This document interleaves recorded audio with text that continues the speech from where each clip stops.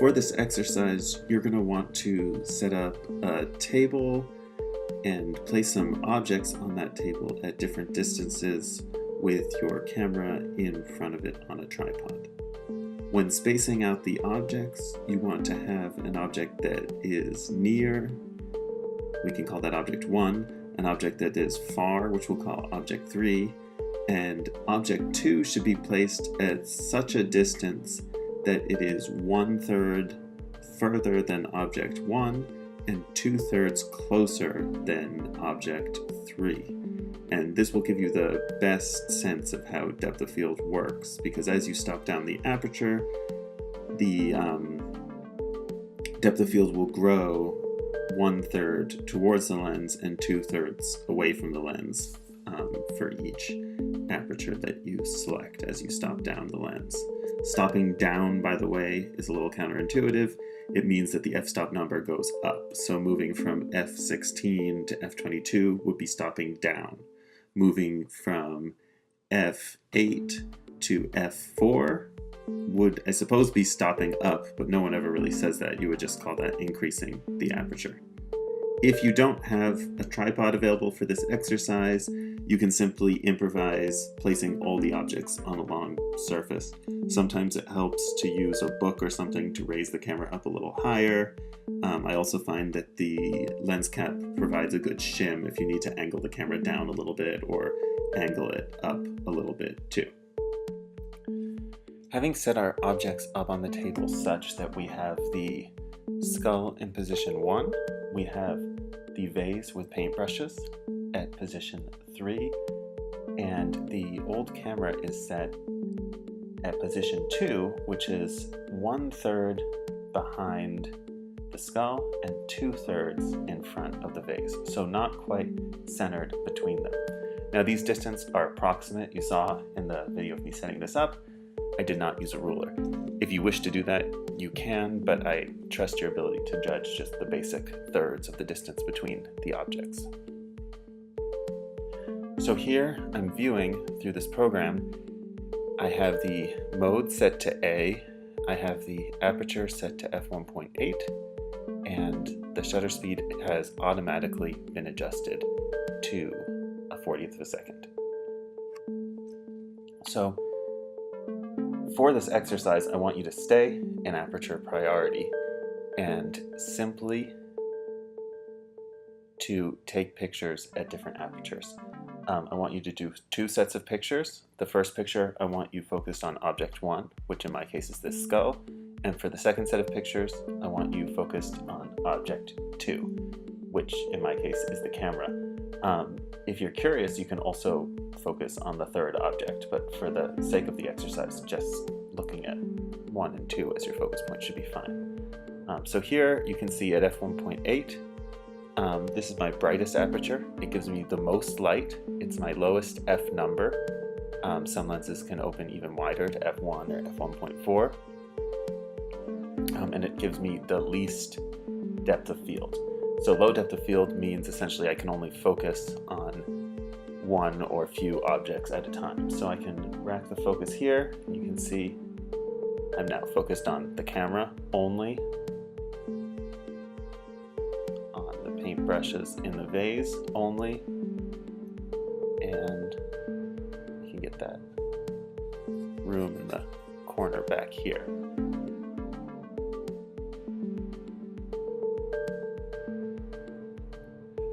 So now, focused on the skull again, I am going to now cycle through whole aperture numbers, or whole f-stops, and those are listed on the assignment. f1.8 is technically not a whole f-stop, but because it's the brightest I have available, I'm going to use it. So I'll take my photograph at 1.8, 2, 2.8,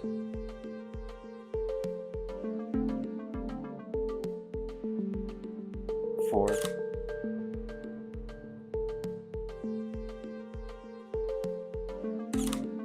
5.6. Notice at 5.6 that the camera is starting to come into focus.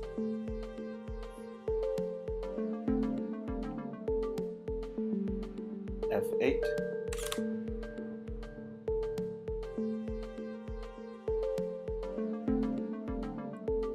f11. At f11 we have the skull and the camera in focus, but the vase in the background is still blurry.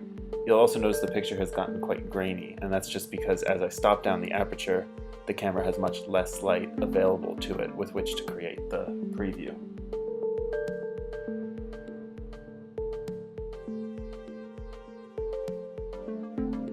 F16.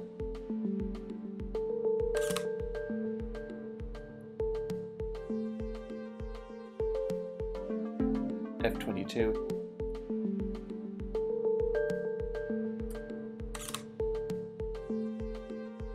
So dialing back to F16, looks like F16, or maybe really even 22, we're able to have all three objects in focus, and even we start to see the background in focus too. So what I'm hoping we'll see with the second round of photographs is that we can get all three objects in focus excuse me, with a lower f number. So now I'm going to shift the focus at my widest aperture to the middle camera and go through the same exercise. So f2,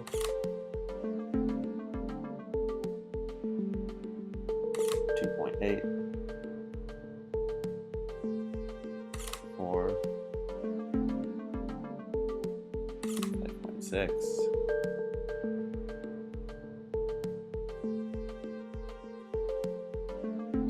8,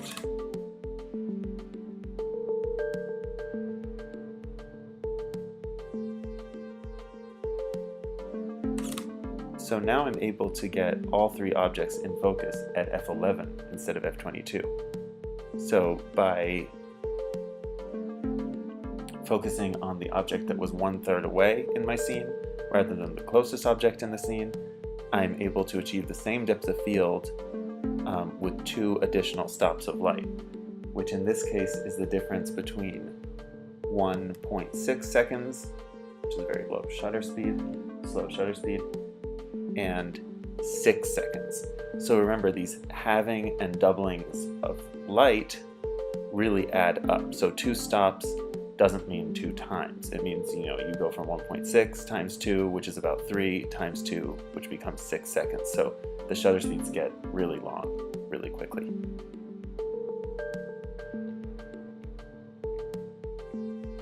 After you've made your photographs, you will combine them in Lightroom, export the files as JPEGs, and put them together as an animated GIF using essentially the same set of criteria.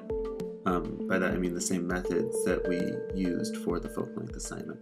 So the first thing I will do is select all of the pictures photographed from the depth of field exercise and create a collection. So having selected them all, I go to the collections section here. I'm in the library module. Create collection, calling it depth of field, and I will include selected photos in the collection. And now here they are organized here. So as many of your assignments and exercises as possible should be organized so that they can be represented as collections here. So now as I go through the files, I can see the metadata right here. So I can see that this was shot at ISO 400, 55mm lens, f1.8, 40th of a second. Now if you notice these numbers here, you'll see how they change. So in this case, I was using sunlight, so the sun moved, where the sun doesn't move. Let me rephrase that. Clouds moved in front of the sun, so even though these were the same settings, we do have a slight difference in shutter speed there. But you can see at 1.8 we have a 50th of a second. At f2.8 it drops to a 20th. At F4, it drops to a 10th, which is exactly what you'd expect, because F4 is one stop darker than 2.8, which means half as much light. So the shutter speed has gone from a 20th to a 10th of a second, twice as long a duration exposure to compensate for the exposure, for the darker exposure from the lens. And there you can see again, 5.6, the exposure goes from a 10th to a fifth of a second. Here we're at 0.4 seconds. We've switched from fractions to decimals, so you could call it 4/10. And it continues. So you can see at f16 we have a shutter speed of 1.6 seconds. And at f22 it's gone all the way to 4 seconds. Now I am guessing that this picture will show us the effects of diffraction, which is, even though everything is sort of in focus, nothing is that sharp, as opposed to at f16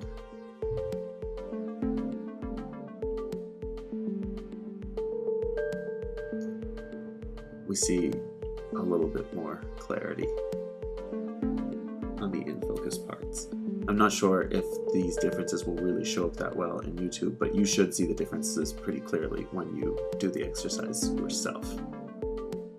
Okay, so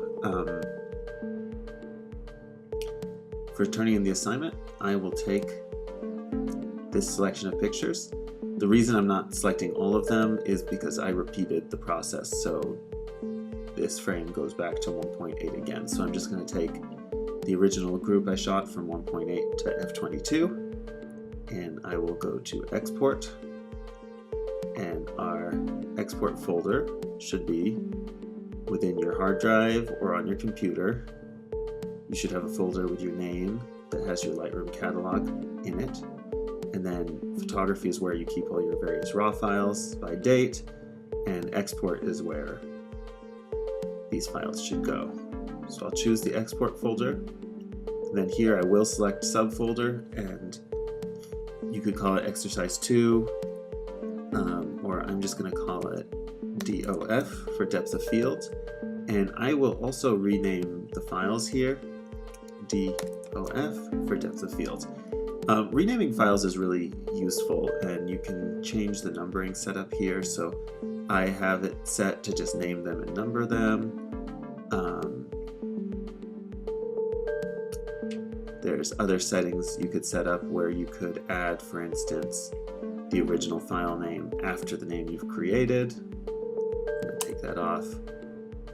You can add the ISO if you want to add metadata.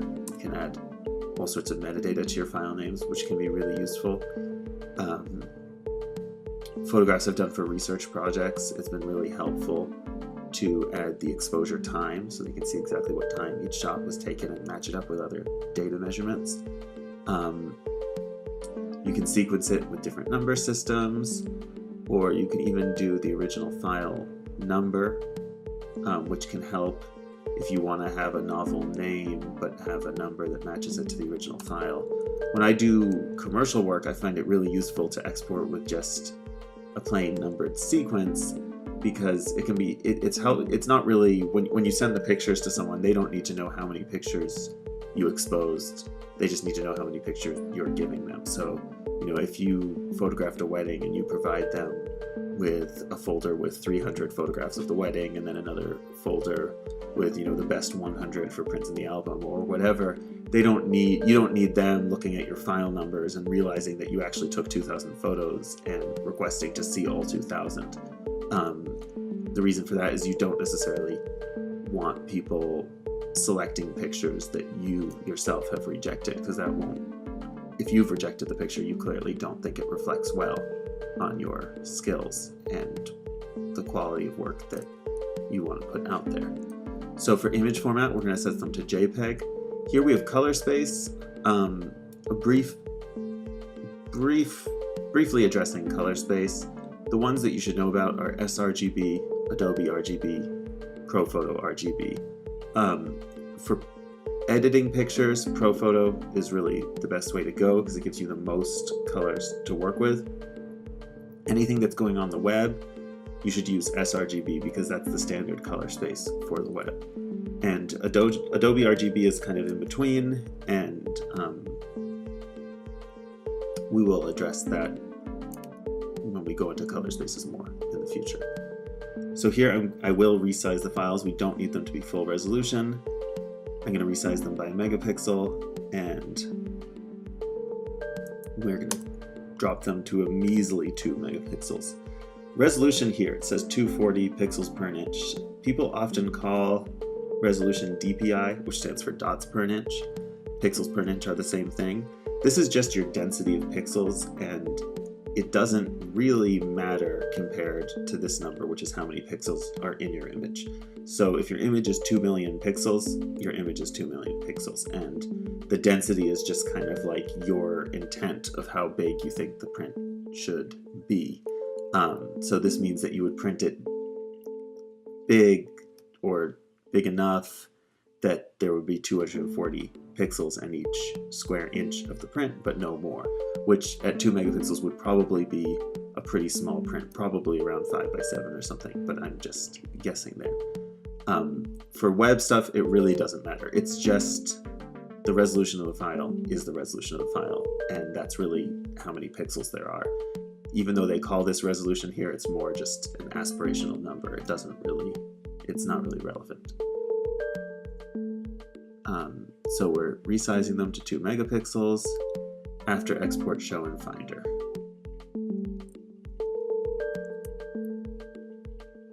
Just a little review with Lightroom. These dialogues up here that show the progress of something you're doing, you can always keep working while it's doing something else.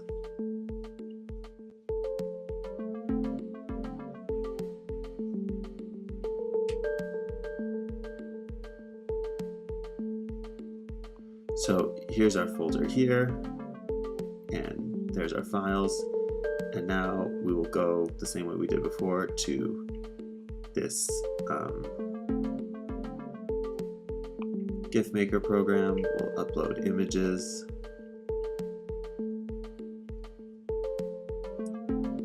Again, I'll go back to my hard drive, folder, export, DUF. Select all these files.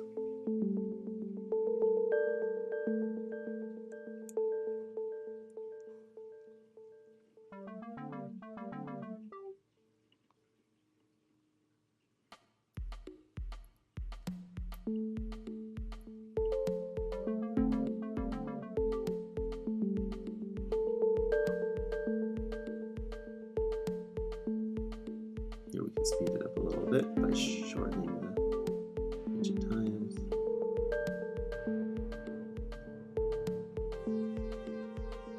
There we go. So I will set the resolution. Where do I set that? Here we have the pixel dimensions. I will set it to 1,000 pixels on the long side. So if yours is vertical, you should do about 1,000 pixels tall. And I will select down here, create GIF animation.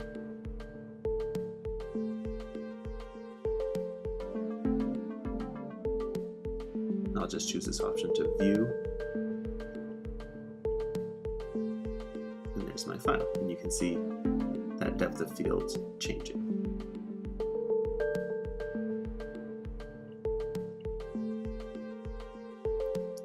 So you should be set either to aperture priority when shooting this or be compensating for your shutter speed in manual. A common mistake I see with this exercise is that the pictures get progressively darker, and that means that the aperture is changing but the shutter speed is not, so the exposure is just dropping as the picture is going until the image where you should see high depth of field, you just see pretty much darkness. So really, if you want to stay in manual and compensate the shutter speed yourself, that's fine. But I think the easier way to do it is simply to keep the camera and aperture priority. So I'll just take this file and drag it right in to the export here. I will call it exercise 2 depth of field, and this is the file that you should upload to Box.